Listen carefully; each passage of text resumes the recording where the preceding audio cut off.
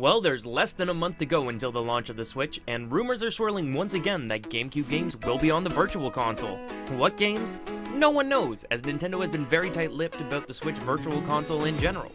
But where there's silence, there's speculation! So with that being said, here are 10 games that should be on the Nintendo Switch Virtual Console that I've never played. Full disclosure, this list isn't including games that I've already played. There's a totally separate list for that, and you guys should totally go check that out sometime. Other than that, I'm your host, 24Kevin, here for 24Kevin Nintendo. Here we go! Number 10, Chibi Robo.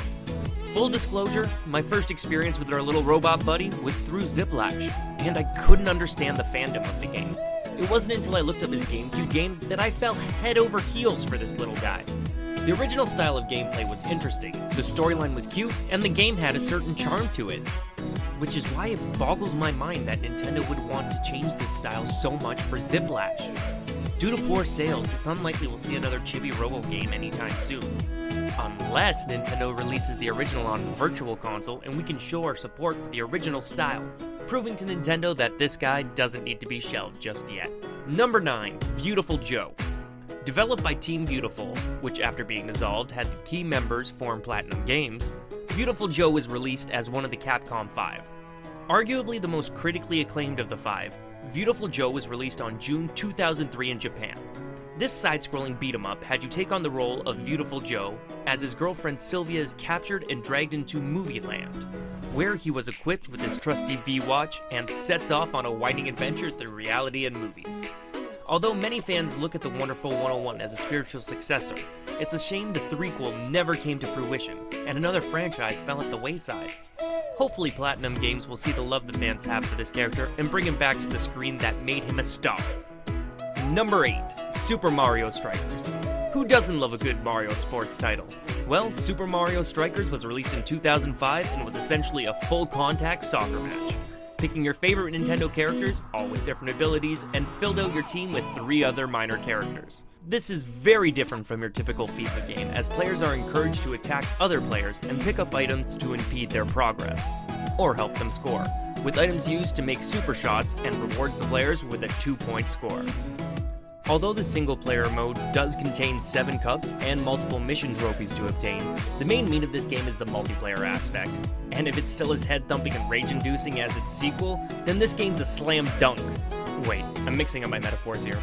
It would be a goal! There we go. Number 7, Animal Crossing.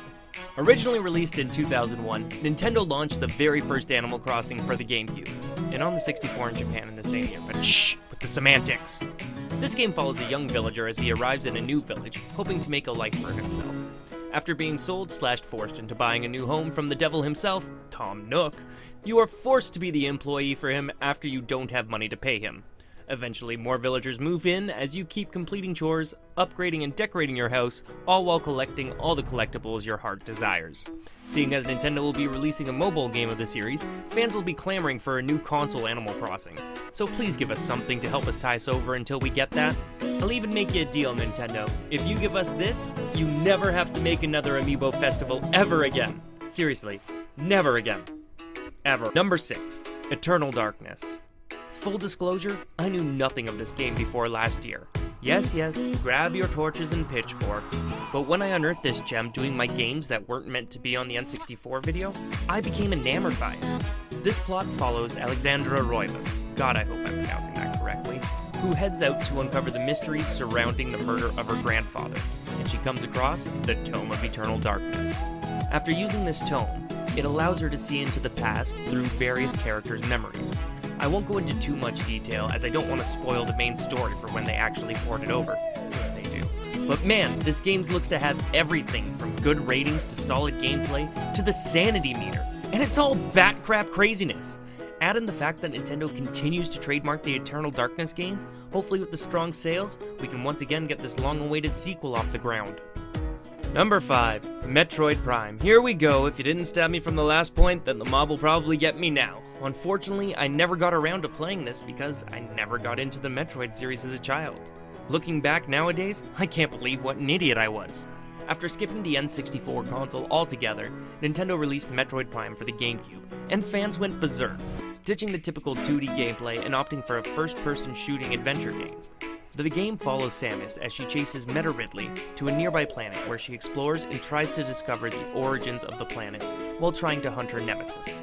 In the end, Nintendo expanded the series for 2 other installments before moving on to other Metroid projects. Number 4, FZero GX. The third and final installment of the franchise to hit home consoles took everything that made the N64 version great and sped it up even more. This game featured over 20 maps, 4 difficulty settings, and was the first game in the franchise to host a story mode. With plenty of racers and customizable carts, this game handles with all the precision you'd expect at speeds that would make you sick.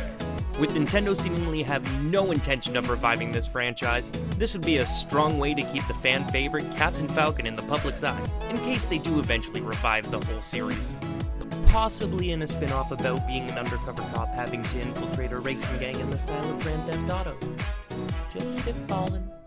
Haven't thought about this before. Number 3, Fire Emblem Path of Radiance. The third installment of the game to come to the West. This game, I'm not gonna lie, it's a Fire Emblem game. I like Fire Emblem games. It's got Ike. I like Ike. Simple as that. This is why I want this game. Simple, sweet, on to the next one. Number 2.